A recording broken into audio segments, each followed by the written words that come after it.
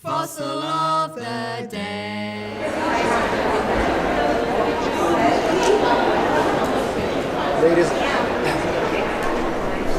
Ladies and gentlemen, mesdames et messieurs.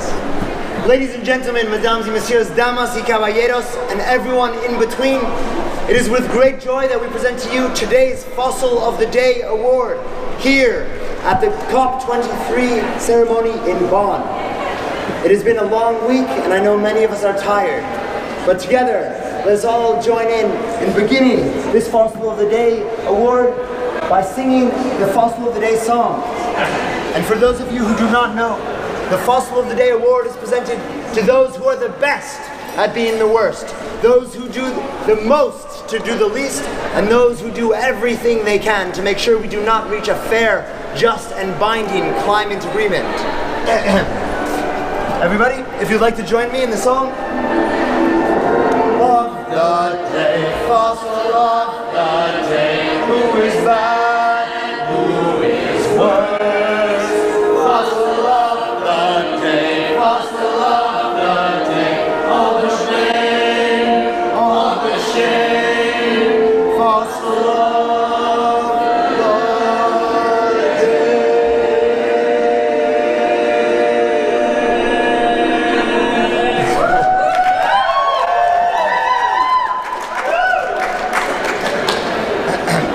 Thank you very much, everyone. And it has been quite a week, and we thought we would begin today's fossil with a review of our Fossil of the Day scoreboard.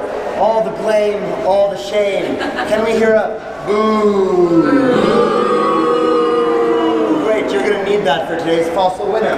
Just a week in review is number one. On Monday, we had an unprecedented Ray of the Day awarded to all of the countries that are still in the Paris Agreement. That left out one notable person who we shall not speak of now. On Tuesday, our second prize was Poland for trying to push that some of the subsidies going to a renewable energy transition should actually go to coal. Come on, Poland, what century are you in?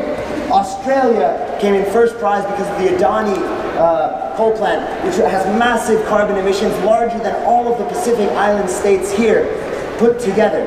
On Wednesday, France was awarded this prestigious award, ooh la la, c'était chaud là, because of postponing their target to scale down their dependence on nuclear from 75% to 50%. France, if you're going to be serious about a renewable energy transition, you need to be diversifying your energy mix. On Thursday, our third prize went to Kuwait for removing us from the room, simply, for making civil society leave. Second prize was given to Japan because of their finance to coal all across the region, and the first prize was to the pre-2020 developed countries, because let's be real here, we cannot wait until 2020 to start getting an agreement. And yesterday, as you might all remember, there were fish and things flying around. That's because we were talking about ICAO, the International Civil Aviation Organization. We're developing their own carbon offset scheme, which is setting us up to be in a bad situation around double counting of emissions. Can we hear a giant boo for all of our fossil winners? Thank you. But so far, there's no clear leader. There's been a diversity of fossilizing happening. So we shall see who today's winner is. And today,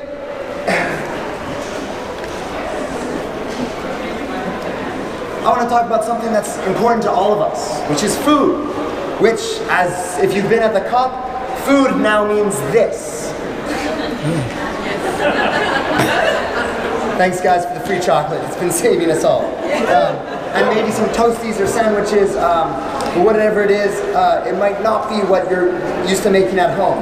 But this is really a place where the whole world comes together, where everyone comes around the same table to share because we're all part of the same planet. So it's really a moment to be reaching across that table and inviting others to dinner. Well, today we shall be preparing a loss and damage soup. Oh. Right now there's not a lot happening right there.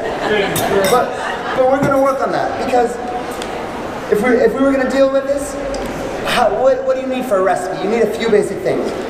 First of all, you need a time frame of how long is this going to be in the oven for, how long is this going to take, And when can I expect to get my cookies out?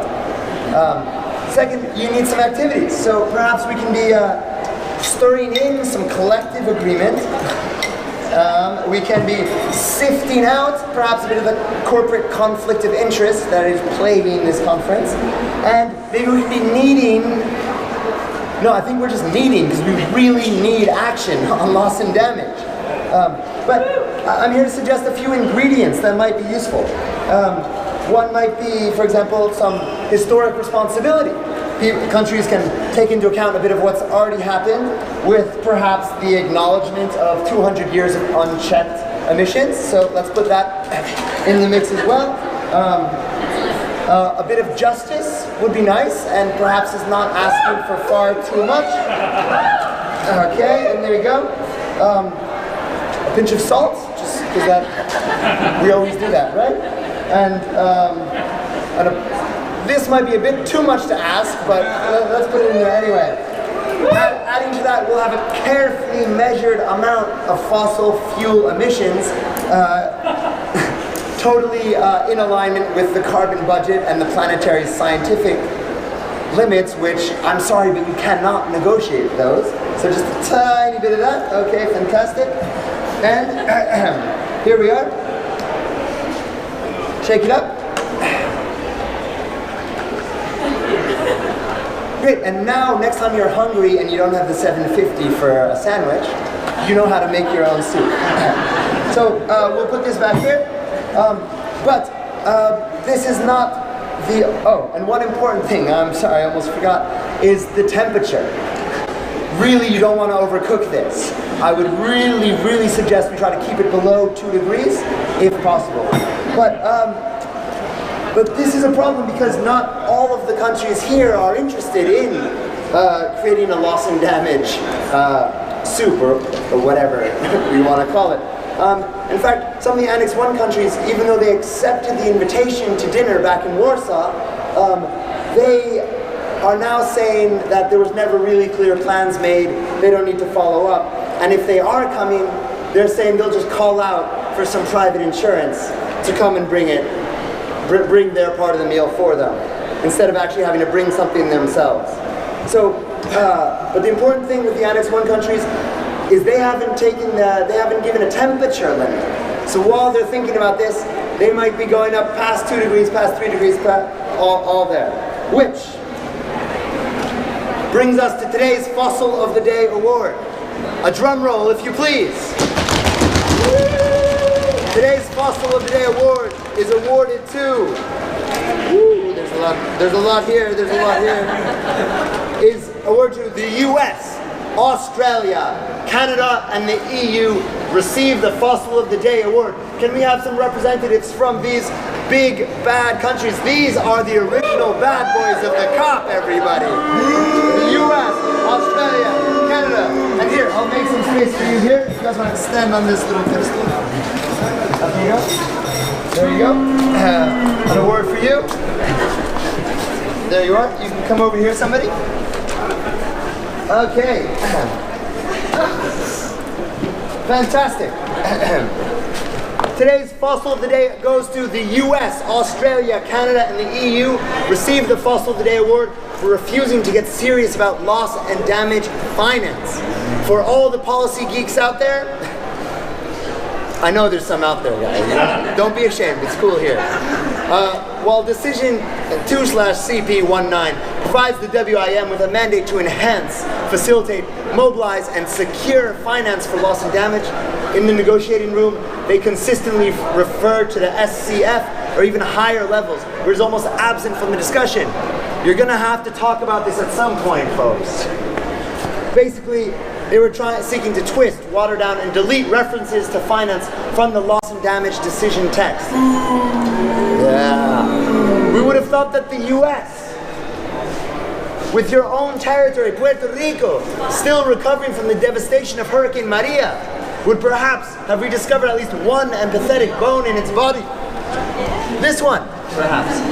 But apparently this was way too much to ask. It aggressively led the charge to delete references to finance from the loss and damage text. Some might think this level of intervention was a bit rich, coming from a country that has talked about pulling out of the Paris Agreement, but it looks like they plan on taking others down with them. Whereas Australia has long lacked many things, perhaps sympathy, support, and solidarity among them with its Pacific Island neighbors. Flashback to day 2 of the COP, anybody? Okay, but these bullying tactics are over the line, even for them. And Canada, we had hopes for you. In the beginning, you were so amazing in standing up for civil society and proposed newly constructive ways to advance on this urgent matter. Why join your disreputable Annex 1 friends in the issue of finance?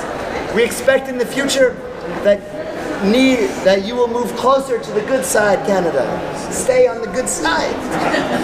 It's nice here, we promise. And EU, really? We can't say we're surprised, but disappointed, yes. You stepped up to assist Fiji in hosting the COP.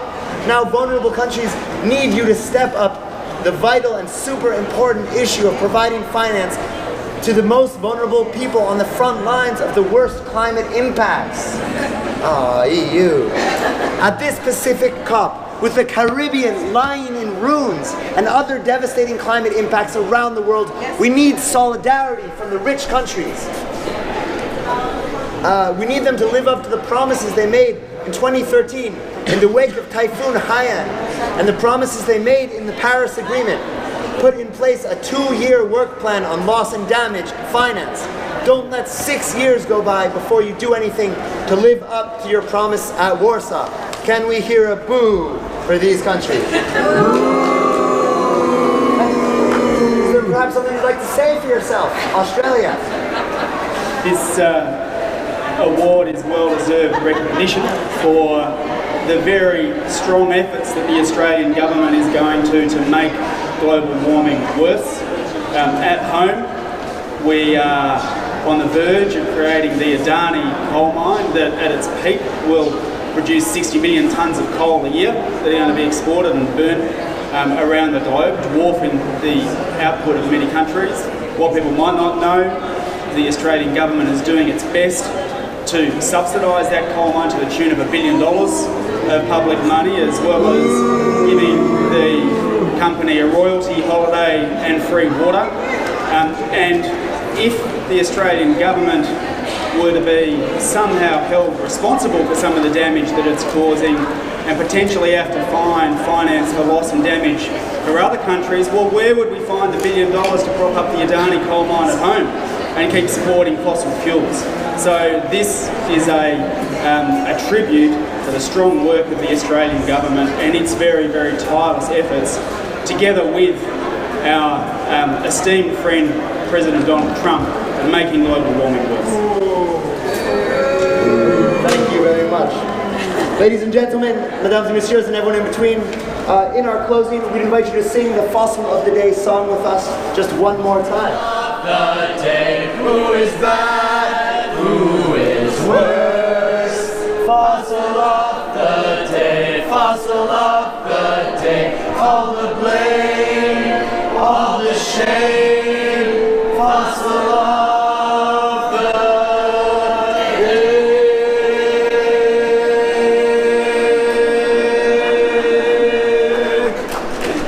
We'll see you Monday.